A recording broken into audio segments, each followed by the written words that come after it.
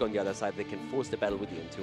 Yeah, it almost feels like 2017 Fnatic is trying to be here, where they would have moments where, okay, they'd be neck and neck with a team, sometimes they might fall a little bit behind, but when they decided to fight post-10, they would just win that fight handedly. And it seems like that winning the fight handedly when the call's been made isn't working out for them and keeps putting them behind. I mean, to be fair, everybody, of course, remembers the dominant Fnatic of the past, but the thing is, if you remember them at the beginning of 2016, before they were this dominant force, their biggest problem was actually that they were a little bit undisciplined. They were always fighting, they were always going into battles where they had a disadvantage, and they learned to be a bit more patient over time and to really only take the battles that they want to take, and that just made them stronger and stronger. So currently I really feel that in terms of their evolution as a team, they still find themselves in the spot where they have to make these decisions a bit better. So I believe that Fnatic can grow a lot stronger than they currently are here, but it's definitely something that is pretty difficult to accept and also a bit weird if you remember them as this super dominant team that we saw towards the second half of last year of 2017. Abathur makes it through the bans. We had a different Zerg get banned out in Haka, so Abathur coming online for Fnatic. Fourth time that we have him in Europe actually played. Banned out a lot, but played very little. So Abathur on Sky Temple. One of those heroes that in the early game you expect to take a little bit of a loss occasionally when it comes to forwards putting damage on do, unless you're able to get really good trades in a one-on-one scenario. But post-in, he becomes an annoying hero to deal with, the ability to jump into the fight on any character, the ultimate evolution, but also him split pushing on the outside of the map when a team is fighting over a temple is a great attribute to have whenever you're able to pick him up. And just to give you an idea, he currently has an involvement rate in Europe in 70. He's part of the draft in 74% of the games, and he's only played in 4% of them. So 70% of the time he's banned out, and that also you have to also think about. On Tomb, he's usually not a concern because the map is so small. So if you would just take Tomb out of the equation, he sits somewhere it's like nearly 100% involvement rate, nearly on the same level as we see Genji and Greymane. So this is one of the few times where he finally makes it through the draft, and maybe that's the weapon that Fnatic needs here. Yeah. So we're going to see what kind of impact that has. Dignitas, by the way, holds true to their strategy. Ban out Greymane. Take one of the tools of Fnatic away that they used throughout the entire year and that they really rely upon to get these quick blow-up kills, and has worked out perfectly for them, so why change it? And then also the double whammy there with the Greymane being taken out as Abathur is picked up by Fnatic. Typically, if you have an Abathur in your draft, you're trying to figure out how you make Abathur work, you need to pick up heroes that he can clone that can be effective with. Greymane is one of those heroes. Other heroes that come to mind right away, Arthas, Jaina, Johanna, decent degree if you want to have a good hat target, but people that can be cloned and be effective in the fights, or targets that can stay in the fight for a long time and allow the hat to get them value. And Muradin's actually one of those heroes that is one that you would love to have Abathur sitting on you for a while. Yeah. And not only that, you have Genji with the mix as well. Yep. So Genji can really, through his mobility, put himself into a spot where Abathur gets even more value out of it, and using the symbiote. So that's a good pick on Fnatic's side. Bans are, on the other hand, now becoming extremely important, because I want to see if Fnatic targets Tracer. Since Tracer is still something that we could see here, Blaze also comes to mind for the bot lane. If he's taken away, what is Fnatic going to use then? Are they going to go into Leoric again? Are we going to see maybe Arthas? We've seen the Muradin and Arthas combo, especially on the first weekend of HGC play here in 2018. Since then, not quite as popular anymore, but can still be strong. And Bad Benny plays a pretty mean Arthas on that offlane. Lucio, banned here, meaning that Dignitas wants to be able to force fights and keep Fnatic locked down. Usually a good tactic against an Abathur composition. If he's ever sitting in a lane or has just rotated or just used his hat, there are spots where he can force a fight with a 5v4 before he can respawn. So not a bad pickup there for Dignitas as they ban out the ability for Fnatic to disengage quickly. Very likely that Fnatic is heading into Rega with this. I was wondering about this Cassia. Cassia. We saw the Valkyrie combo pulled off multiple times yesterday for Dignitas. One that they have obviously put into a lot of work. They had perfect moments where they found a target, locked it down, and burned it quickly. So Cassia has been deleted here as Fnatic will make sure that she's not available for them. Cassia is a really interesting hero now because we have seen her only 4 times in Europe, and every single time she was played by a different team. So we have Fnatic with 1 game, we're seeing Dignitas with 1 Cassia game, Method and Diamonds can also play 1 Cassia game each, and all 4 of them are victories. So not really played a lot, But no matter who plays her, if she fits into the draft, she does really, really well right now. Yeah, and that's the thing, is you have to make sure she fits into the draft. You can't just pick her randomly as a first pick, a second pick. Having mages on the opposing team will make it There's Tracer difficult. now, as expected. There she is. So Tracer now here with the Malfurion and the Tyrael.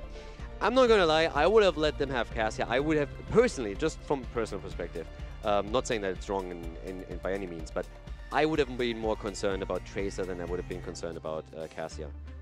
So, Cassia has a fine ban, but I'm really curious if Fnatic can stop Tracer here. Blaze for the bot lane doesn't really surprise too much. You can't ban it out all, so at this point Fnatic was probably already well aware. Probably we're going to see Blaze here again. But yeah, so Blaze and Tracer taken. For me, I like the Cassia ban. I know it's kind of a hard one though, right? Yeah. You have Tracer for Exactly. Wake, but like when I saw that Cassia yesterday, it's a lesser of two evils thing. Yeah. Like, what do you take here? well, they decided to allow Tracer here. At least Tracer, you can have moments where maybe you can pop her if she overextends a little bit too much. Granted, it's kind of hard for that to happen when you see Snitch and Poik on the opposing side. I would have just gone with the numbers. Yeah. Dignitas plays way more Tracer than they play Cassia, so there's always the chance that if you ban a Tracer, they don't even go into Cassia. I mean, Cowers from Sesame Street, he likes numbers, so he follows numbers when it comes to picking his drafts. You can call me the Count from now on. I just need a cape. The Count Door, that's what we're going to call you. Count Door? The Count Door. Fourth of pick coming in, there's that Kerosene, the aggressive composition coming online, and one we have not seen for a couple weeks now here in Europe. Sonya picked up for Fnatic. I need that as a Photoshop, by the way. Count Door. Count Door. A couple of fangs hanging out of your teeth and a big cape on the back. Has to be a good cape, though. Yeah, it has to be good fangs, too. You can't have any pleb fangs, man. You gotta have them nice and sharpened. Sonya is back. Fnatic played her only once so far, and that was a win. But overall, like, if you just look at the stats, it's Zealots that just played a ton of Sonya at the beginning. It was Zarmini just playing her every time. But outside of Zealots, there's not really a lot of Sonya games in Europe. So it's super cool that we have her back here. And I mean, with Abathur in the mix, she becomes really, really scary. If the Symbiote build is on and Sonya just starts spin to win, there's also not a lot of interrupts against it, then you can really keep her alive for absolute ages with Abathur, and that creates a lot of space. So considering the rest of their draft, I actually really like Sonya with this. Yeah, and there isn't any hard CC here to lock her down in the middle of a whirlwind, which you want to have. So we should have Sonya being able to do whatever she pleases in a fight, which is something that you want with this composition. You want that Kerosene, Murd, and Sonya to be in the front line, and Abathur to only worry about the Genji. And the final pickup will be the ETC, so some CC here, and also some disengage available for Dignitas. Yeah, ETC in this case really helps them because, as you said before, we don't really have too much hard CC against Sonya. I mean, you have jet propulsion, of course, but still, if ETC is in there, that makes it a lot easier to make Sonya life harder. So I think that's definitely an adjustment that Dignitas made. ETC, of course, great hero regardless, but in this case, it works even better for them. So, looking into the draft here, Fnatic puts an aggressive draft on the line. The Murd and the Sonya being able to be on the front line, having Abathur help out when need be, should allow them to get enough damage in to make pop somebody in the kills. But if Dignitas is able to weather the storm and keep that front line under lock and make sure not to allow Genji to get into a spot where he jumps into the back line, they can control him well. But Fnatic is definitely bringing the aggression. Yeah, they definitely are. And I like that part. I really when we fight about the temples, and I think it's really great that they are getting a bit of Sonya play here. It's just that they need to really make sure that they only take the fights where they feel, okay, this is a good fight for us to take. I mean, you can't be too hesitant, you can always stay back, but at least try to not fight a talent up anymore. Because they tried that twice now, and they lost both of them, and every single time it happened, they all of a sudden found themselves 2 levels behind. So you can't really do that. Also, I want to see that with Abathur, they are able to keep up in experience with Dignitas. They can't fall behind if they are playing Abathur here now. Well, let's go into it. Game number 3. Fnatic, can they earn their first win in this best-of-5 series against Dignitas, or will Dignitas close it out? Game number 3, and we are ready to roll. The Mechathor is ready, and to the left, Fnatic with Breeze on Murden, Smexy on Karazim. We have Mena on Mecha Abathur, Quatnix on Genji, and Bad Benny on Sonya. On the right side, in the red, Dignitas. Snitch playing ETC, Wubby on Blaze, Zilia on Malfurion, Poik on Tracer, and JPL playing Tyrael. Can I just say that Mecha Abathur is by far the best of the Mecha skins? I think I agree with you. You know, you and I have our decisions and opinions on the Rhaegar and the Tyrael, which one's better, etc., but I think unanimously across the world, Mecha Abathur is the best. When I saw the video back then, I was actually very hyped for Mecha Tyrael, but I don't like the in-game model. It's one of those things where in the video I really enjoyed it. I was just like, oh my god, this is so cool. But in-game, I don't know. I feel like there's like very different opinions on Mecha Tyrael, but the Abathur, oh, perfect. And also perfect is the engage here. Quick kill against Karazim. Can't even get away. Dignitas with an early kill in the game. A very aggressive move towards the middle of the map. Nice stuns, layering the CC and allowing Tracer to take the target down here. Not quite what Fnatic hoped for when they started map number 3. Yeah, Smexy having a bit of a hard time here in the early game, getting picked off. Normally you don't see that quick fight in the early game when you have an Abathur composition. I can see why Fnatic went for it. They do have a lot of firepower here early between the Sonya, Muradin, and Karazim forcing a fight, and they have a lot of movement to get out, but just wasn't enough as Dig was able to lock down a target and get a kill. Yeah, a bit of aggression from Fnatic now themselves. Smexy also gets hit by the bomb. Poik just throwing out the damage whenever he can here, trying to keep them low. Tyrael, of course, once again with a level 1 staple in the build. Justice for all, the quick shields coming in for everybody here. And yeah, this is just a matter of how is Fnatic able to set up during the first and second temple phase now. Are they going to be a bit more successful after level 10? Quacknick's under pressure, but Smexy and Breeze are already helping out and try to put some pressure on the Poik himself. The problem is that JPL and Xaylia have an easy time between the shields and the heals to keep Tracer alive. Ooh, nice read there from Breeze, land that Stormbolt. Poik's able to get away. And speaking of Point, we've mentioned it in the past, but one of the #1 tips that Poik has mentioned when you are playing Tracer, do not be afraid to throw out that pulse bomb. Toss it out. Let it be used as harassment. Let it be something that you just throw out because it's coming up, because you can charge that puppy quickly, especially with that level 1. Yeah. Also, outside of that, early camps taken again up to the top. Night camp is now being claimed by Sonya, trying to make sure that gets his jungle power in. And in terms of experience, Dignitas has taken a level 4, and I said earlier that Fnatic needs to make sure they don't fall behind experience, and I should have clarified that a bit. If Dignitas takes structures, it's obvious that Dignitas will take a slight lead. But in terms of lane minions, that's what I really want to see. That Fnatic is always present with Abathur to soak the lane experience with either the body or the symbiote head, and that Dignitas doesn't gain any experience advantages just by rotating faster. If you have a global and you have Abathur, if you have a symbiote, then you need to make sure that you have, at least in that department, the same experience amount. But structure damage, that's something where Dignitas can exploit some of the early game weakness that Abathur sometimes brings in. Abathur will be able to soak there, especially when no globally on the field. Falstad, Dahaka can make it difficult. Stage dive might change things up at level 10 later on, but for the early game, try and do your best to soak that body experience, as Caldor was mentioning. Smexy waiting a little bit before grabbing that night camp. Gonna try and have it react to the night camp of Dignitas that should be pushing the top here. In an ideal world, you want the night camp just in your own tower range when the 2 night camps collide. Dignitas is a level ahead nearly. Sonya is at the bot lane here. So Dignitas already... Oh my god, Poik. Wow. Gets barely out of this. So we have more or less an exchange of temples. And with the structures going down, Dignitas has taken a lead that is actually more significant than I thought they would. Also, Abathur has gone into Toxic Nest build. So we don't see a symbiote focus with the build right now, not even Sonya. Nice aggression against Xaylia. ETC moves in, and once more, the roots on the ground. Breeze gets the bomb, should be able to move out just barely, but Poik follows it up. And Breeze barely moving away. Almost having that parting give connect. Breeze will be able to heal on up, especially with that level 1 that he's grabbed 3rd win. So won't mind that harassment too much. Bad Binny. Taking a bit of a trade here in the middle between Whoopi and Tyrael, but with the Abathur hat coming at the last second, Dignitas is forced to back away, and Fnatic grabs the remaining shots. Yeah, they get the shots and they also get some extra soak through Abathur the bot lane, but Fnatic is insanely far behind in experience. That's actually getting crazy here. I'm really wondering where exactly they lost all that EXP. This is insane. Well, they do have a big wave top, also losing turrets hurt, so as long as the hat from out there is able to soak that, never mind, they brought a few over, that'll be helpful, but it's still a level, you're right, they are definitely missing out on that. Yeah, so I just double checked the map a bit, and it's mainly they lost the towers at the top and they lost also in the middle. So it's really structure damage that did all of that. The second kill now coming in, the one against Genji this time, of course, doesn't help either. And now it's time for the 4 to maybe fall as well. But most of the experience lead that we're having on the side of Team Dignitas is simply by towers that they were able to take down. Some lane experience probably too, but Dignitas has taken the mid lane, the mid towers, they've taken the top towers, and the only tower that so far I could find with Fnatic got a structure kill in was in the middle.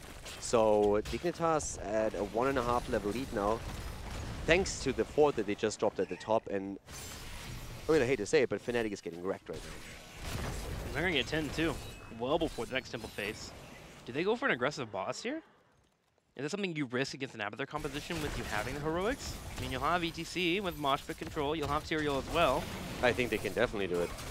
Hang on though, Snitch Especially taking the if they have pressure. the time. If Snitch falls, that would be good for them. Can they get... Unbelievable. Xaylia with the save, last second Twilight Dream. Quacknick's even almost falling here. Tracer's going to go for it. Stage dive comes out. Breeze will be the next target. He's taking some damage, gets an Abathur hat, but he falls. Yeah, if they get the kill against Snitch, that would have been great here. But now Snitch is able to move away from this one, and things are rough. Also, we haven't really talked about one thing too much. This is the second time that we see Dignitas with the triple warrior comp. So we talked about this on, I think, the second play day with a few of the players, and it is back then most already agreed that we are going to see triple warrior a lot more. And this is just another example of that happening. So now that double support is not as strong any longer, we're having again a triple warrior composition from Dignitas, second time that they played it, and they're just wrecking Fnatic right now. Sonya is down up to the top. We saw Muradin fall. You're 2 levels ahead, more than that even. They can make a play for boss. The temple is up. Right now, it's really Dignitas just doing whatever they want. At this point, I mean, they literally can do whatever they want now. For a little bit longer. They still have a half a level. 10 will hit, and Fnatic will then have a spot where they can get a fight. But you're right. They are just doing whatever they would like. ETC's in the top, clearing out. Tyrael is pushing in the middle lane. Blaze is easily grabbing the temple to the bottom to work on that fort to give them a level 13 lead.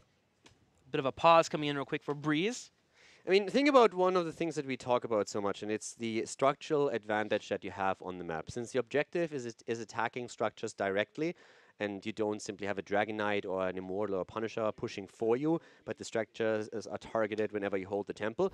It's really important how many structures you have on the map. And just look at that mini-map. 2 forts are gone. Dignitas holds on to some of their towers still. Fnatic is insanely far behind. And now Quacknick's at the top is again in trouble. There's everything layered, a quick kill, even Twilight Dream being used because they can. Taking the kill against Genji, and that's kill number 5. 5 versus 0. The 3rd fort falls at the bot lane, and as Fnatic grabs 10, Dignitas is closing in on 13. Fnatic grabs Haymaker, hoping that'll help them out in fights. They do get a pick on Tracer, which will help dampen the triple warrior composition from Dignitas, but it's only 20 seconds. Death timers are still low, and Wubby still have control of the bottom lane. He got that entire temple. Yeah, I mean, they got a kill at least, but for now, Fnatic is really about to think, okay, how do we do this? And this is already a bit of a YOLO attempt here. You are 2.5 levels behind. You have to do something, and the question really is, what are you doing? Are you trying to force fights? Are you trying to force a boss while there's still 1 hero down? ETC can, of course, jump in. Fnatic is taking a major risk, but at this point, they're just saying, guys, if we don't take a massive risk, we're going to lose this anyways. So they will have to fight over this, but with Bunker ready and also Sanctification, I just don't see them winning it unless they get a kill right now. Stage dive comes in. Here comes ETC. The Bunker pops down to keep Tyrael alive. Tyrael gets the armor, Breeze the target. He gets focused down. Mene in the Ultimate Evolution clone is attempting to get on the back line, but he's doing 0 damage right now as Xaylia continues to heal it out, and the boss goes easily over to Dignitas. Yeah. Fnatic is desperate. They really just look at this and say, okay, we're 2 levels behind, what can we do? There's no temples up. Do we force a big team fight? Do we try and sneak a boss in as they... Keep in mind, they started the boss when Tracer died, so they know the death timers were low, but they thought maybe we can fool them, maybe they don't check it. I feel they're in full desperation mode here. And as the fight goes, you can already see there's very little chance. Mane is trying to pressure the backline. He doesn't get anything done there. There were a few moments during the game where Fnatic was close to killing targets. They nearly killed Malfurion once at the top, couldn't confirm the kill. ETC was on his last hit point in one of the engages and also survived. That's definitely opportunities that Fnatic had to maybe turn this around. But now we're looking at a 9-minute game where Dignitas takes an easy keep already. Yeah, easy keep. Maybe looking towards the core. They don't have Sanctification, but they do have a healthy front line. Bunker goes down. They pick on Genji. Genji's not up for 20 seconds. Breeze gets a Haymaker and knocks him behind a keep. But sadly, it's a Tyrael. He'll Eldruin's away. Goes straight for the core. Big sounds coming in from Xaylia to help secure a couple of kills. Smexy's able to dash out, but Muradin not so lucky. This is a 4-level difference. Dignitas is absolutely dominating this right now. I mean, this is crazy. 9 kills against 1. They're going in and they're absolutely bodying Fnatic here. This is not only a victory, this is a massive statement. This is like, you guys can do whatever you want, but Europe belongs to us. And Dignitas continues to be the #1 standing here for HGC Europe. They get a 3-0.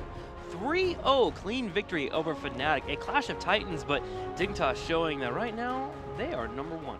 We are back in 2016. I'm not even kidding. Leicester 2016 was where Dignitas was dominant, and back then the statement that we heard was, Europe, bring it, because Europe is ours. And then Fnatic, from that point on, started to get better and better, and at some point finally rival Dignitas. And I feel at this point, either they or another team has to go through the same evolution. Because at this point, there's only one team at the top, and that's Dignitas. And they make these games look easy. So someone has to step it up over the next couple of weeks, maybe in the second part of Phase 1 already, and show that they are able to bring the fight to Dignitas. Out of curiosity, who would you want to be that team that evolutionizes? That's not Fnatic. I mean, for me, I think I immediately look at Method as a possibility here, but I still think they have a little bit of ways to go.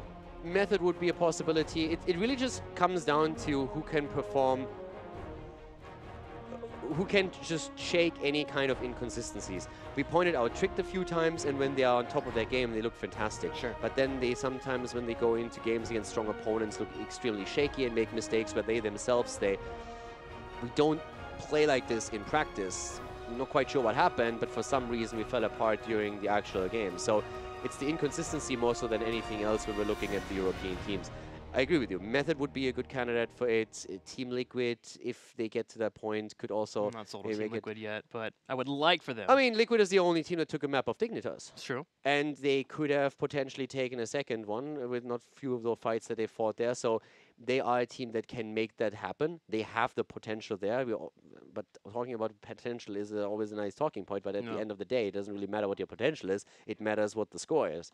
And so far, Liquid has been the only team to take games off them. Method has, I guess, the chance in the long run to get there. Fnatic maybe. But until that time, Dignitas is enjoying a very sunny place at the top of the rankings. I mean, for now, all we have to look forward to is the Western Clash for Dignitas. Do we see them perform like we saw Team Liquid, though, last time? Remember last time the Western Clash, Team Liquid was on a strive moving in to be the Western Clash champions, and Dignitas comes in and upsets everyone. If we have anyone bring that upset, it'll be at the Western Clash. So Dignitas and their main focus should be focusing on that. Katowice is a couple weeks away, and I honestly cannot wait for it. We got the big match out of the way today, and Dig has shown and displayed that they deserve to be at the top. I mean, their road to get here has been wonderful, shutting down everyone, only losing one match in total out of all their matches. What are they, 15-1 now, which is pretty darn impressive in itself. No, they're actually way ahead now. They are 18-1 right now. 18-1. Yeah, and Fnatic just fell to 14-8.